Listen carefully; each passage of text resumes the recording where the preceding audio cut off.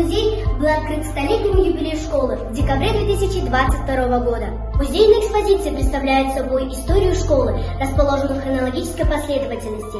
Отдельный стенд представляет всех директоров школы в начале 1922 года по 2022 год.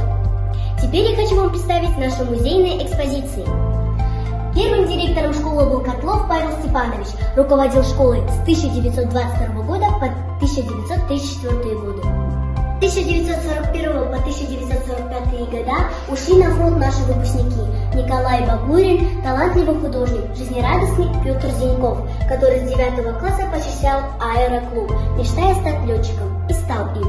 Этот стенд называется «Школа в послевоенные годы». Директорами школы был Сарапатов Павел Иванович и Талалаева Надежда Дмитриевна. Быть учителем – это судьба, которая не может быть лучше.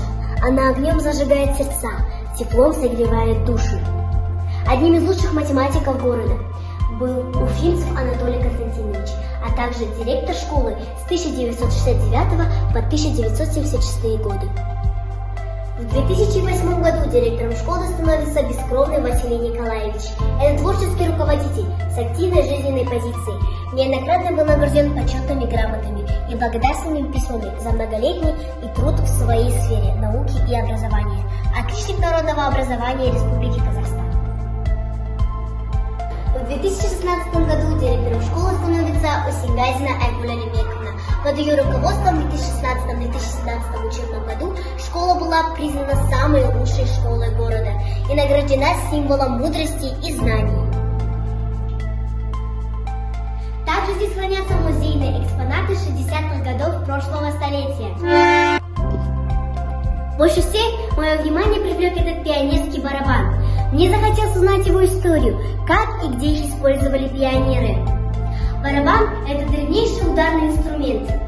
О барабанах еще было известно 3000 лет назад до нашей эры в древней Месопотамии. Он использовался как сигнальный инструмент, а также для проведения ритуальных танцев. Пионерский барабан, который я сейчас держу в руках, имеет столетнюю историю. Он ровесник Всесоюзной пионерской организации. Датой становления считается 19 мая 1922 год.